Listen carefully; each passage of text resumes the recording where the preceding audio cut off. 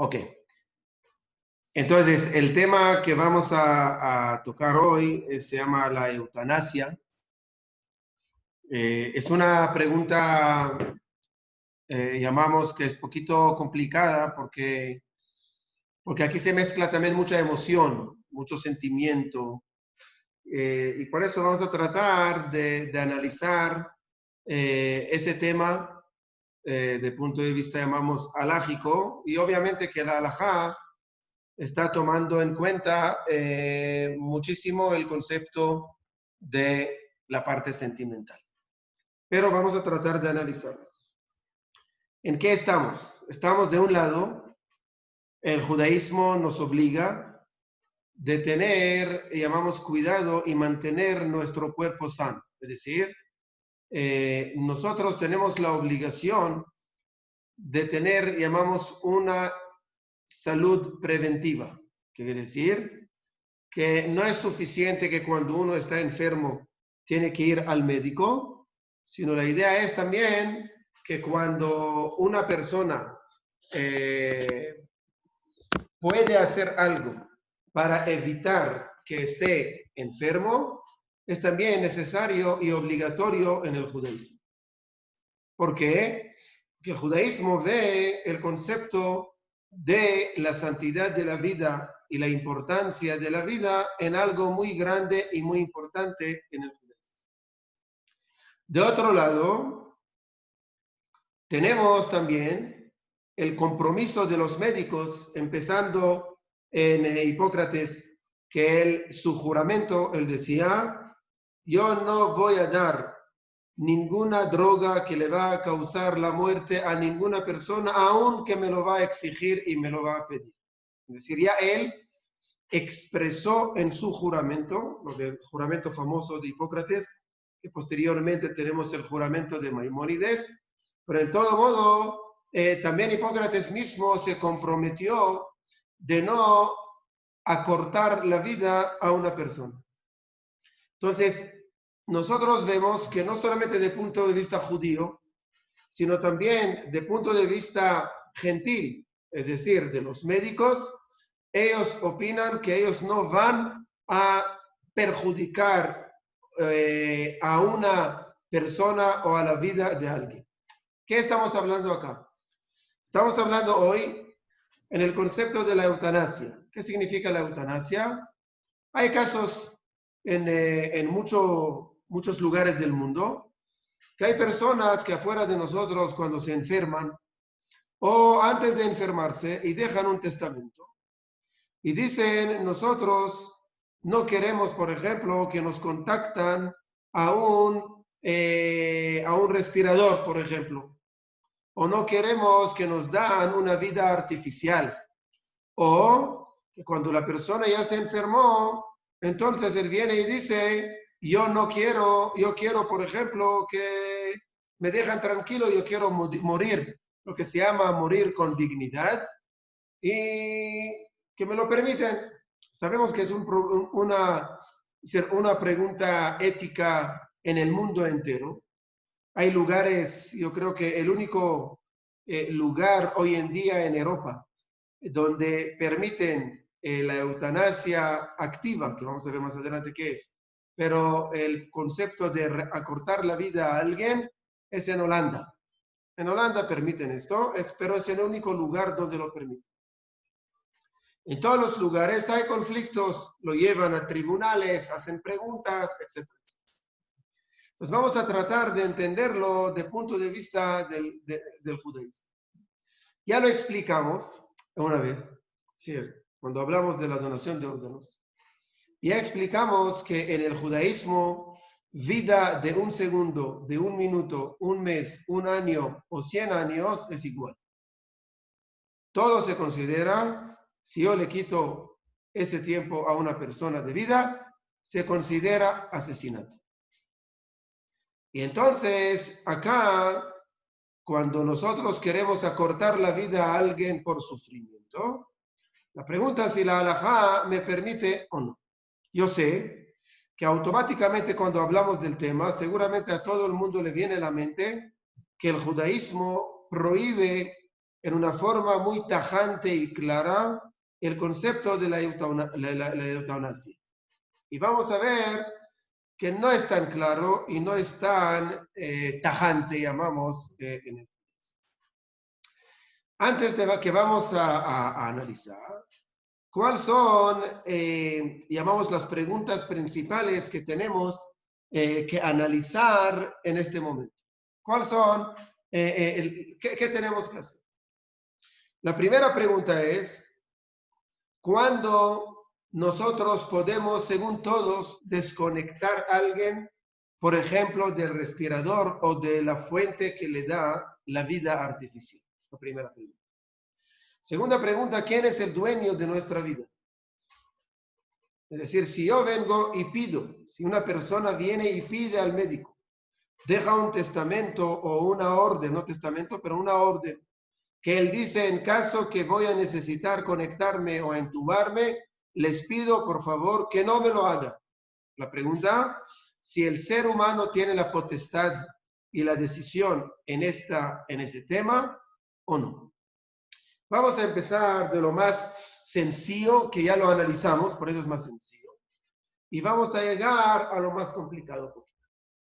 Lo más sencillo es, la pregunta es, recuerdan que nosotros cuando hablamos sobre el tema de donación de órganos, dijimos que el punto principal que tenemos que analizar es cuándo es el momento que nosotros consideramos de punto de vista médico y haláfico que la persona ya se considera persona muerta.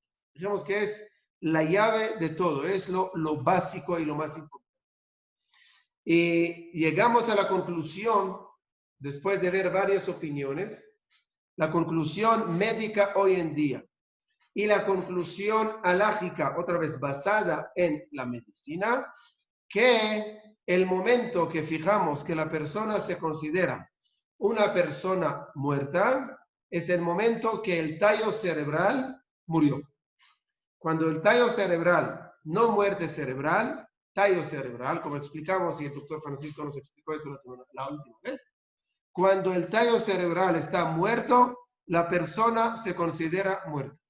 Cuando la persona se considera muerta, ya prácticamente podemos desconectarlo fácilmente y claramente de respirador o de la máquina que le da oxígeno o de cualquier cosa que le da vida artificial, porque acá lo que estamos haciendo, manteniendo una persona muerta, pero que está viva artificialmente. No hay ninguna obligación desde el punto de vista haláfico. Esa persona, si queremos fijar la fecha del fallecimiento, es en ese momento, aunque lo voy a mantener 2, 3, 4 meses conectado a unas máquinas, esa persona todavía se considera persona muerta y ya para el Yortzeit y para todo eso, fijamos el día donde el tallo cerebral dejó de funcionar. Entonces, otra vez volvemos a la pregunta, si la persona ya podemos definir que el tallo cerebral ya está muerto, prácticamente esa persona se considera una persona muerta y esa persona ya se puede desconectarla de las máquinas. Hasta aquí es la parte bastante sencilla, llamamos de punto de vista médico y de punto de vista haláfico. La pregunta empieza acá todo lo demás. Es decir, que estamos hablando que la persona está muy enferma, no quiere tratamiento y es una persona que nosotros no lo definimos todavía persona muerta, quiere decir que el tallo cerebral todavía sigue funcionando. ¿Qué hacemos en ese caso? Entonces dijimos que la segunda pregunta que tenemos que analizar para contestar a esa pregunta es ¿quién es el dueño del cuerpo? O sea, si yo soy el dueño del cuerpo, si yo ahorita digo a alguien, señor, golpéame, a mí me gusta que me golpean. La pregunta es si halajicamente está permitido o no. Si yo digo que yo soy el dueño del cuerpo, sería permitido. Si yo digo que yo no soy el dueño del cuerpo, entonces quiere decir que yo no puedo, no tengo el derecho de permitir que alguien, que alguien me va a hacer sufrir. Ahora hay que entender también, hay cosas que una persona está dispuesta a sacrificar, llamamos, que eso no se considera para él un sufrimiento. Por ejemplo, una persona que quiere poner un arete. Pues la mujer que quiere poner un arete le duele porque le hacen hueco. Pues la pregunta, ¿está permitido o está prohibido? Obviamente está permitido. ¿Por qué? Porque en ese caso es un sufrimiento muy pequeño que la persona está dispuesta a hacer. La pregunta es, si yo quiero, llamamos, hacer algo que me causa un daño físico, si me permite esto o no. La respuesta sobre esa pregunta es muy sencilla, llamamos, y vamos a ver la fuente. Hay dos fuentes principales que podemos comprobar que yo no soy el dueño de mi cuerpo. Uno es la obligación que dice la Torá, hay una obligación de la Torá, que la Torá nos dice que cada uno tiene que cuidar su cuerpo sano. Una obligación. Y si yo tengo afuera de nosotros, estoy enfermo, debo, no que puedo, debo, entonces tengo una obligación de ir al médico. Es decir, ir al médico no es una opción. Ir al médico es una obligación. Y si por dejar de ir a un médico me causé un daño físico a mi cuerpo, yo soy, y afuera de nosotros, y la persona fallece, yo tengo una ley de asesino. Una forma pasiva, no activa, pero es por dejar de ir al médico. Es decir, yo tengo, ahorita uno dice, pero ¿qué te importa Dios? Yo a mí me gusta sufrir o a mí no me interesa esa enfermedad. Dice Dios, el cuerpo no es tuyo, yo te lo presté y tú tienes que cuidar igual como uno presta al otro un objeto y tiene que cuidarlo. Igualmente acá yo te presté un objeto y tiene que cuidarlo. Es uno. Segunda fuente que nos da la respuesta a quién es el dueño del cuerpo es todo el concepto del suicidio. Como la Torá prohíbe el suicidio y lo ve en una forma muy estricta y muy fuerte, entonces uno pregunta ¿por qué? Si yo ya me harté de ese mundo y de mi vida y no quiero seguir viviendo en ese mundo, ¿cuál es el problema? ¿Por qué no lo hago? La respuesta es porque tú no eres el dueño de tu vida. Tú no eres el dueño de tu cuerpo. Y por eso no puede quitar la vida, aunque no te gusta la vida. Es una prohibición de suicidio. Entonces aquí vemos, y hay más fuentes, pero no vamos a alargar en esto. Aquí vemos dos fuentes principales donde podemos deducir o contestar a la pregunta, ¿quién es el dueño de la vida y del cuerpo? No es uno mismo, sino es Dios. Entonces aquí tuvimos dos preguntas. La primera, como dijimos, y es, la primera es cuando no hay ninguna discusión que se puede desconectar, cuando ya la persona se considera una persona muerta desde el punto de vista alágico y médico, como dijimos, que es la muerte del tallo cerebral. Y dos, es quién es el dueño del cuerpo, es la persona, no, sino quién es Dios. Ahora, entonces, si es así, ya terminó la clase. ¿Qué vamos a alargar? Ya entendimos el concepto. El problema es que acá vamos a ver que existe, cuando hablamos del tema de la eutanasia, existe una eutanasia pasiva y una eutanasia activa.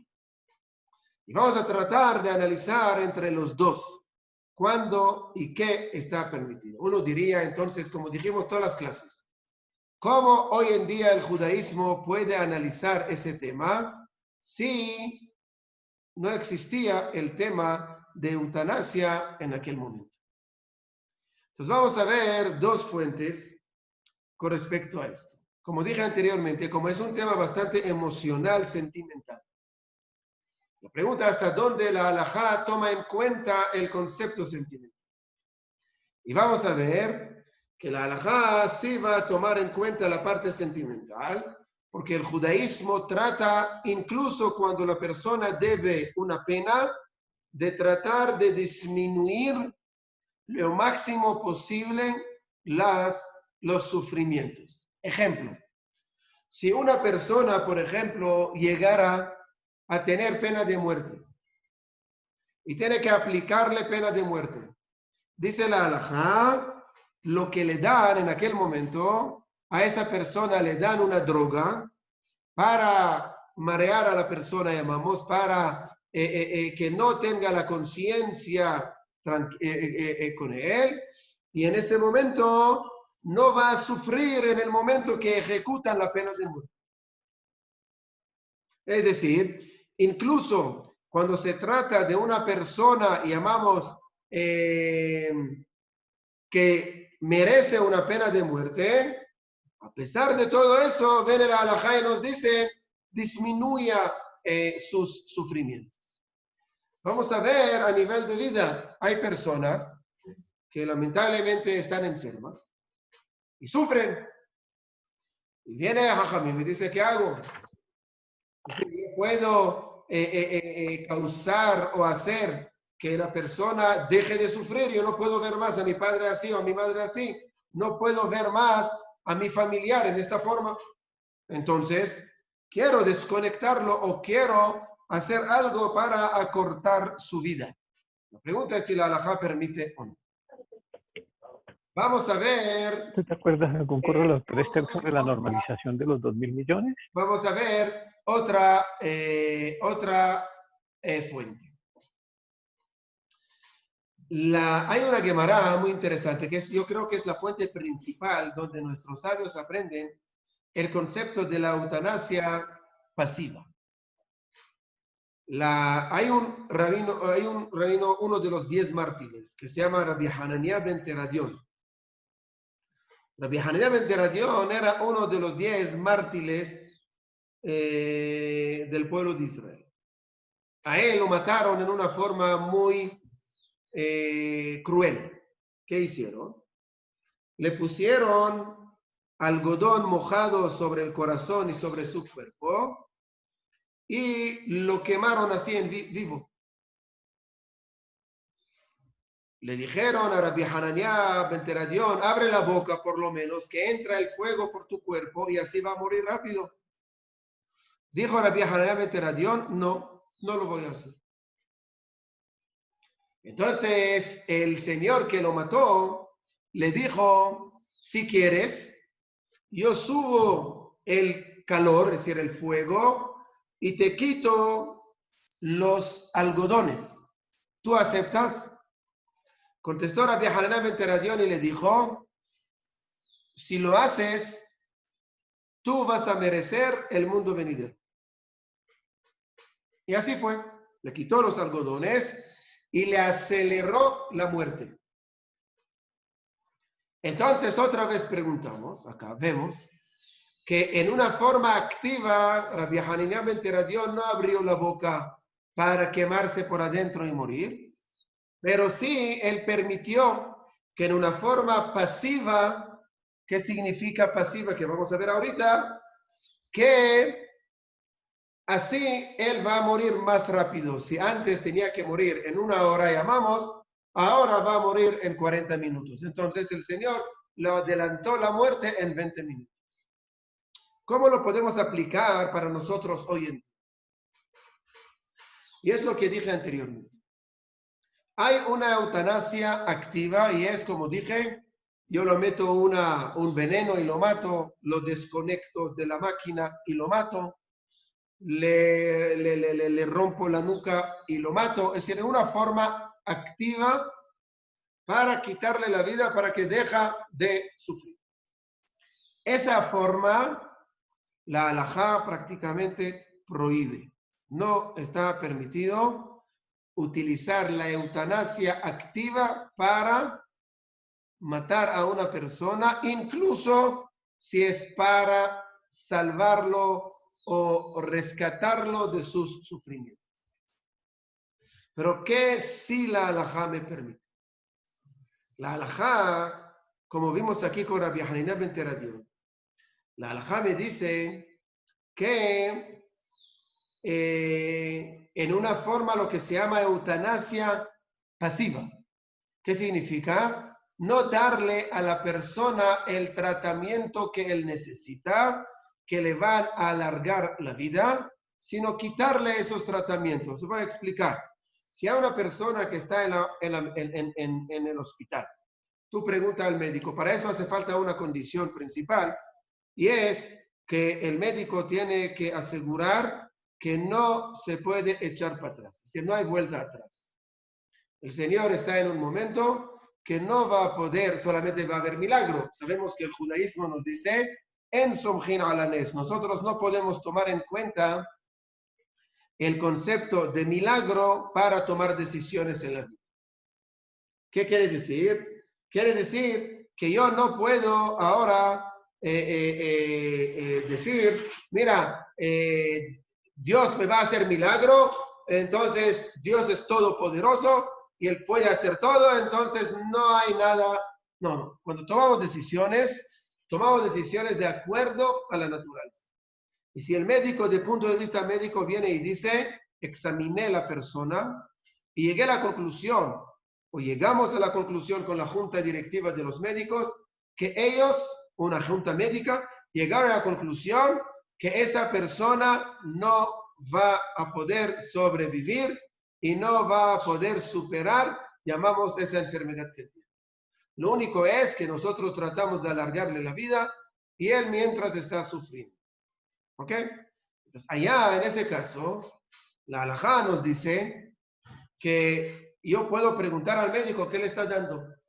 Si, por ejemplo, le está dando antibiótico, si le está dando unas medicinas, si le está haciendo afuera de nosotros un tratamiento, un quimo o algo así, que solamente le alarga la vida, pero no cura la enfermedad, la halajá me permite que si yo veo que está sufriendo, que dejen de darle todo ese tratamiento, solamente le dan, llamamos comida, líquido, pero todo el tratamiento de antibiótico o otros tratamientos que le alargan la vida, la halajá me permite quitarlo para que esa persona pueda descansarse tranquilamente.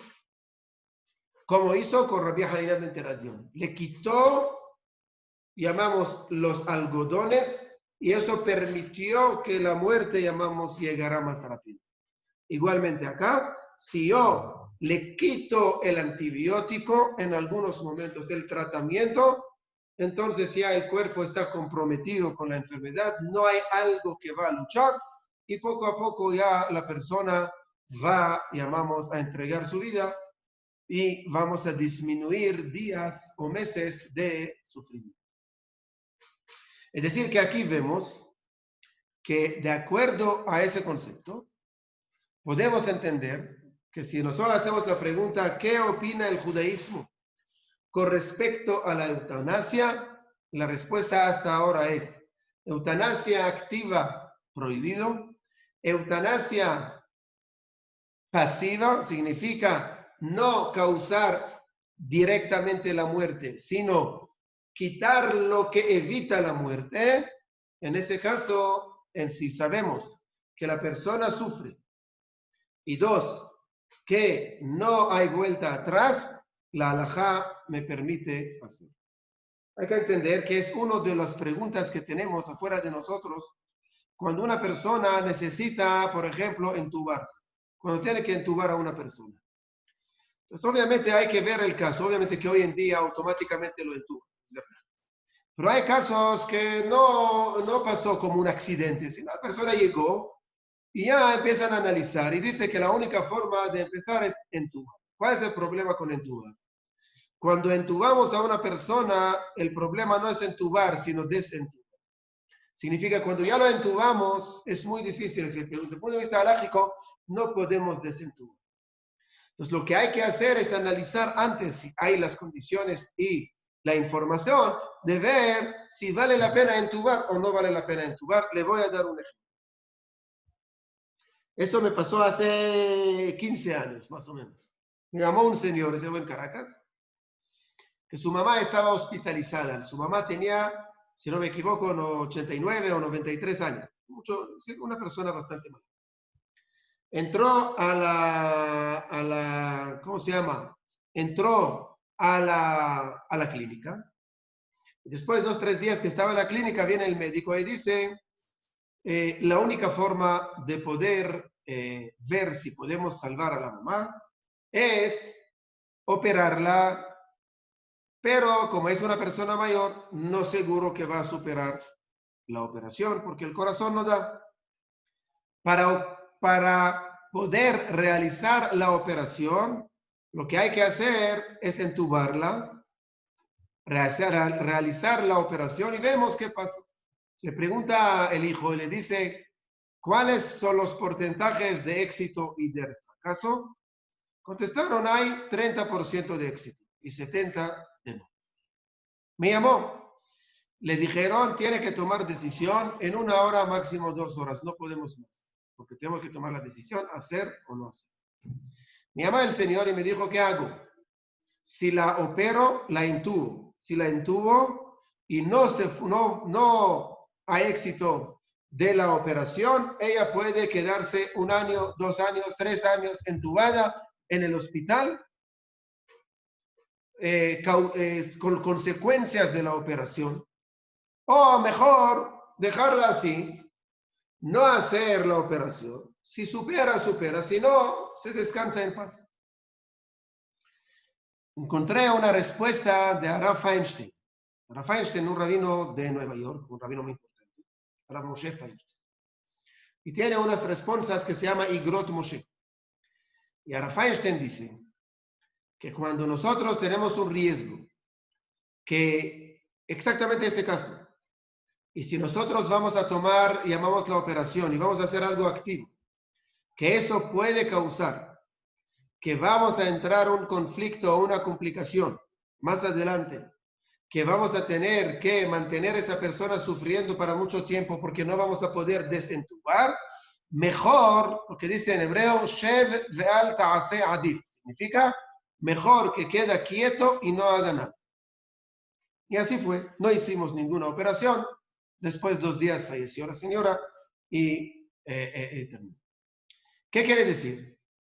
Aunque nosotros en el judaísmo trabajamos tanto con respecto a la vida y salvar vida, hay que entender que no es en una forma ciega, sino hay casos en el judaísmo que la halajá me permite de no actuar en caso que yo veo que solamente la consecuencia va a ser llamamos complicando de la situación y no mejorando la situación. Y también cuando vemos que la persona está sufriendo, entonces está permitido de utilizar la eutanasia en una forma pasiva. Hay una pregunta, si una persona que el médico dice, mire, ya no podemos hacer nada, pero tenemos que darle tranquilizantes, si tenemos que darle como unas dosis de medicina que lo tranquiliza para que no sufra tanto.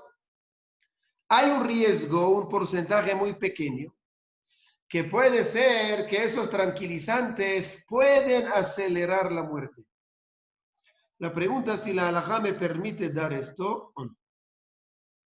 Contesta la halajá y dice, como el riesgo es muy pequeño, y de otro lado hay una mitzvah muy grande de poder aliviar y quitar sufrimientos a unas personas que están sufriendo y tratar de evitar ese sufrimiento, entonces dice la halajá que no hay ningún problema de dar tranquilizantes para evitar el sufrimiento, aunque existe un riesgo que ese tranquilizante puede acelerar la muerte. Y el último punto, antes si alguien tiene una pregunta, y es algo que muchas veces me preguntan. La pregunta es, ¿hay posibilidad, si yo tengo una persona enferma, está permitido rezar que esa persona muera? O siempre tengo que pedir que la persona, si Dios le mande salud y que le mande salud, y insistir que le mande salud. Y no se puede sacar de la boca un deseo que es que la persona muera. Es una pregunta. Vamos a ver una fuente al respecto. Hay una Gemara, la Gemara en Masejet Ketubot dice así, que cuando Rabbi Yehuda así, cuando estaba enfermo, estaba muy enfermo al final de su vida. Entonces Jajamim establecieron un día de ayuno para que todo el mundo rece por él. Y él tenía una empleada que era muy conocedora, llamamos, de las leyes y todo eso. Y ellos dijeron, los Jajamim dijeron, la persona que va a decir que murió Rabbi Yehuda así, lo vamos a matar. Como supuestamente hay que rezar, ¿por qué? Porque Dios va a escucharnos.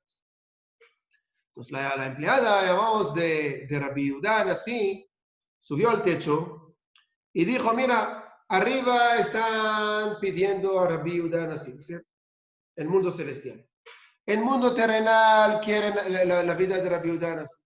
Ojalá que el mundo terrenal vence al mundo celestial. Es lo normal, como siempre rezamos nosotros, que Dios le mande salud. Pero cuando ella empezó a ver a Rabbi Yehuda así como estaba sufriendo, que cada vez iba al baño y le dolía, etcétera, etcétera, ella dijo, ojalá que el mundo celestial vence al mundo terrenal. En otras palabras, ojalá que Rabbi Yehuda así muera y deja de sufrir. Pero dice la Gemara que los Jajamim no dejaron de rezar por él, entonces el alma no podía separarse. ¿Qué hizo la empleada de Rabbi Yehuda? Así dice la Gemara. Subió al techo, agarró una jarra grande y lo lanzó. Cuando lo lanzó y se rompió, hizo ruido. Cuando hizo el ruido, los Jajamim como se asustaron y dejaron de rezar un segundo y en ese momento Rabbi Yehuda así falleció. Así dice la Gemara. ¿Qué quiere decir? La Gemara viene y nos dice que algunas veces nosotros insistimos que una persona quede en ese mundo, ¿pero por qué? Porque pensamos en nosotros y no en él. Es una persona que sufre. Es una persona que los médicos dicen que no hay vuelta atrás. Es una persona que le cuesta mucho todo eso. Y nosotros, por egoísmo, lo que queremos, rezamos y rezamos y rezamos porque queremos a mi padre al lado mío, queremos al lado de padre, pero piensa en él, no piensa en ti. Entonces, de aquí vemos, es una fuente de la Gemara, pero vamos a verlo a nivel alágico, que la fuente de la Gemara viene y nos dice, mira, hay momentos que uno puede pedir que la persona fallezca, si vemos que él está sufriendo tanto. Y no hay vuelta atrás. Si hay vuelta atrás, vale la pena que siga sufriendo un poquito más y vuelva otra vez a vivir normal. Pero yo estoy hablando que no hay vuelta atrás. Y así lo trae el Shulchan Aruch, mejor dicho, Aruch el Shulchan Aruch por Tensimán 335, y dice así.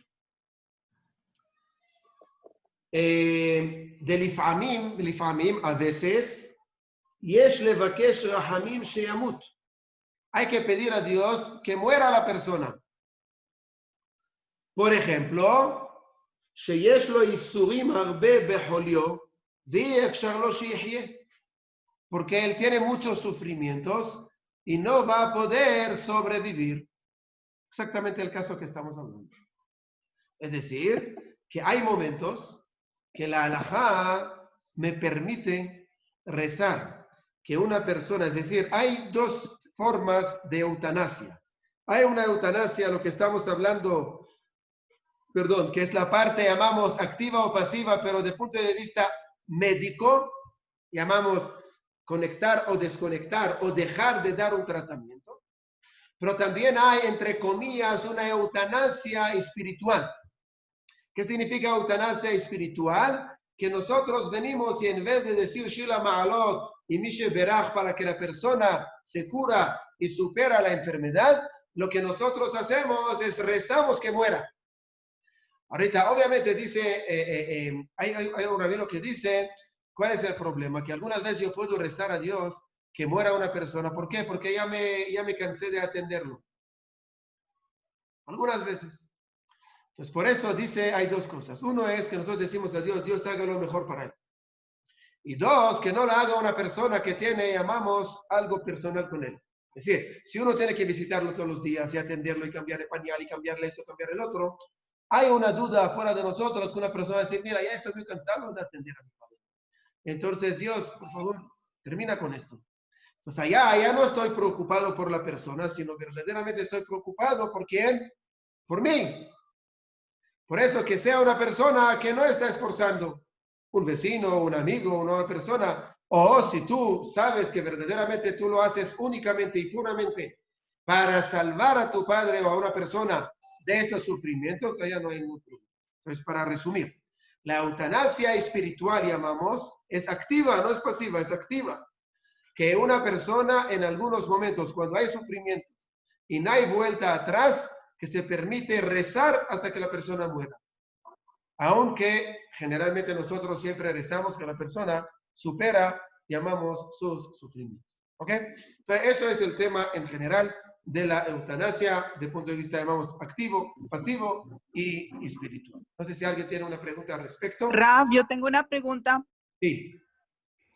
No sé si ya habló de este caso, pero por ejemplo, una persona que está en el hospital con muerte en estado vegetativo y está conectada a una máquina, ¿qué sucede? Entonces, allá está el problema. Es decir, si ya lo conectaron a una máquina, como Por dijimos, eso. allá el problema de desconectarlo de la máquina, allá la halajá lo va a prohibir. Pero sí se puede, lo que se puede hacer allá es que hay que preguntar al médico, porque puede ser que le están dando, llamamos, un tratamiento, llamamos, o le están dando unos medicamentos que le está alargando la vida.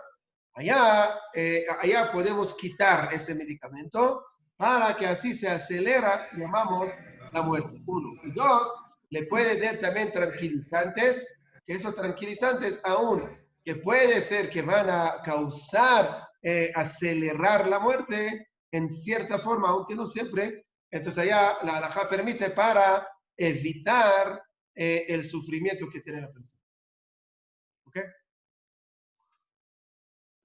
¿Ok? Listo. Ok, Sí, entonces. gracias. Perdón. Muchas gracias. Ok. Ok, listo. Entonces, Daniela, ¿me ¿quería preguntar escucha? algo? Sí, no, quería solo decir que en Europa, además de Holanda, que fue la primera, ¿verdad? Hay Bélgica y Luxemburgo que aceptan la Ahorita sí. eutanasia. Ok. Sí, y además de eutanasia, hay una otra forma en Europa, pero yo creo que ni siquiera vale la pena hablar de ella acá, en este contexto, es suicidio asistido. Sí, es igual. Pero creo que está desde el contexto está prohibido total. Exactamente. O sea, ahí sí. Lo que estamos hablando que en Holanda y lo que usted dijo ahorita, allá se permite la eutanasia activa. Sí, activa Bélgica. Sí, Bélgica también. ¿Y Bélgica y Luxemburgo, sí. Eso. Bélgica estuvo la primera que admitió eutanasia en un niño, en un menor de edad. Estuvo un caso muy mediatizado, sí. Perfecto. Pero además de estos que admiten eutanasia y suicidio asistido también, porque hay dos formas, ¿sí? Suiza admite solamente suicidio asistido en Europa. Ok. Ok, y esos dos, obviamente que el judaísmo lo va a prohibir.